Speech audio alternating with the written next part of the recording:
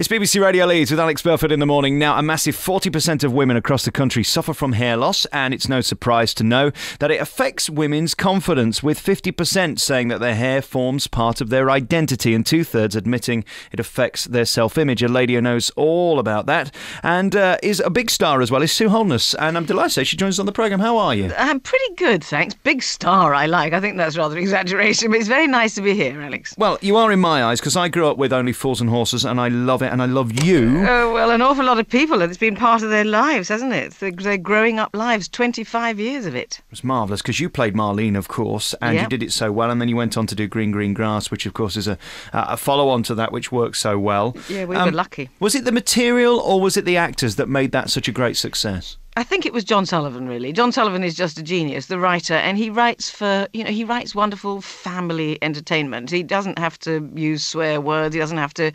His characters are genuinely, wonderfully nice people. You know, I know Del Boy, obviously, his business arrangements might not fare too well in a court of law, but, you know, compared to our politicians and bankers and captains of industry, there are lots of Del Boys out there, and there are lots of Boyces out there too. Did you enjoy doing it? It seemed like a lot of laughs to watch. How fun was it, though, actually getting it on in the can and on tape? I genuinely can say that it was absolutely glorious the whole time. I couldn't believe it. When I went into it in 1984, I was the happiest girl in the world, and I just thought was there for one day. I thought, what a great day. Pity it's not going to go on. And then the wonderful John Sullivan rang me up and said, "We like Marlene, she'll be back." So that was a good day for me. Yes. No, it was lovely.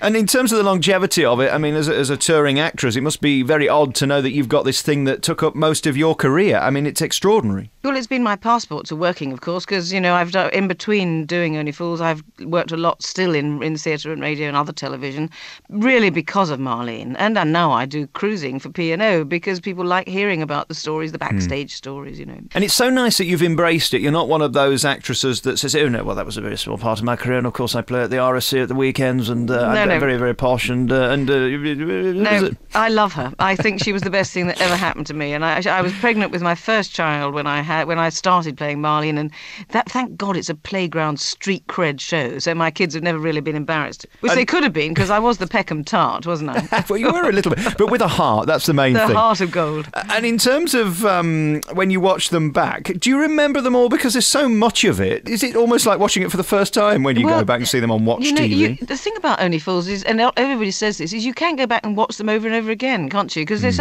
even when you know something's coming up, like the chandelier or the falling through the bar, you don't mind seeing it for the 9th time because it's just funny. Thank you for the memories, because we're never going to get bored of watching it, and frankly, they're never going to get bored of repeating it, and therefore my question is, do you still get a fee? Yes, thank you. Thank you. And those people out there who come up and say, I've got the whole set on video and DVD, thank you very much. You've helped put my kids through school. Very nice.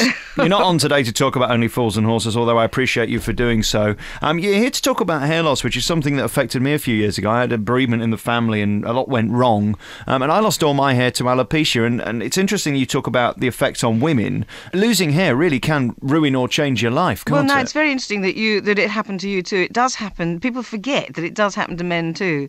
And alopecia is slightly different, but the same sort of thing happened to me. My first experience of it was shortly after my father died. And I woke up one morning and there was all my hair lying on the pillow. And it is terribly depressing for women. But I say particularly for women, but I imagine it got you down as well when you lost your hair, because it really can change your personality, can't it? I'm naturally quite a buoyant, bouncy person, but when this happened to me, I did find it was terribly difficult to cope with. I got very blue, and you'd wake up and look in the mirror, and it just is an extremely depressing thing, and you have to spend hours and hours trying to make your hair look even remotely presentable. And maybe even because I am sort of vaguely recognised when I go out, perhaps it makes it even worse for me. But I've spoken to people who have nothing to do with the entertainment industry, and they say it affects them just as badly. Just waking up in the morning and looking in that mirror and knowing your hair looks shocking is is a depressing and profoundly upsetting thing. When you talk about identity, I've got ginger hair, for example, and the one thing I do a lot of jokes on the air about it, but the one thing worse than having ginger hair is having no hair. Yeah, that's right. And I'm a great friend of Gail Porter, who, of course, had complete hair loss.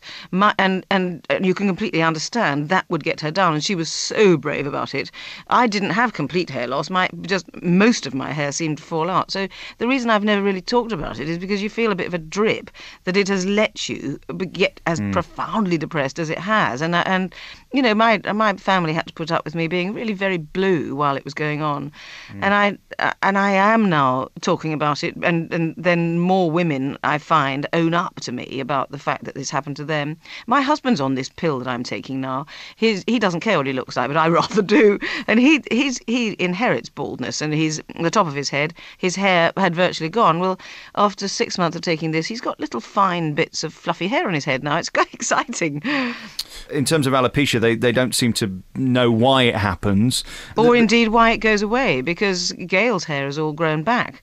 Yeah. And I think that's without supplements. I think that's just with happiness. Same with me. But even now, on a bad day, I can lose hair and then it comes back 6 weeks later. It's extraordinary. Yes, well, I'm very like that. But since I have been taking this supplement, which is called Viviscal, my hair it's a different consistency. It's not that fine baby hair anymore. I've now got quite strong hair, strong, shiny hair. Good for you. Well, I'm so glad it's come back, because that isn't the case for everybody, is it? No, it's not the case for everybody. And I know that a lot of women really don't talk about it because of the same reasons that I didn't, because you feel like a bit of a drip. But there is a website, which I now do try and tell everybody about, because the wonderful Dr. Chris Steele will talk about hair loss, why it happens, and he gives help and advice about it on this website. It's called viviscal.co.uk. And if you are having problems with your hair, do go onto the site, because he's a gorgeous chap anyway, nice avuncular man, and he will really talk you through the reasons why it might happen, what you can do to help the situation. And it can be, I found it a great comfort just looking at it, and there's a video where he explains, what you can do about it. Are you still in touch with the boys from the big show, Fools and Horses? Oh, yes. We meet less often because everybody's so busy. Yeah. I see John Challis a lot, of course, because we have a little show that we trot around the country called An Audience with Boycie and Marlene, and so I see him regularly. We're very lucky, aren't we? Often double acts hate each other. John and I get on like an old married couple, and we really enjoy working together. And his wife and my old man all get on. So lovely. It's a happy tale, and happier still now that I've actually got hair on my head. Good for you. Thank you so much for coming on the programme. Real thrill talking to you, Sue Holderness. Thank you very much. Lovely to talk to you too, Alex. Bye bye.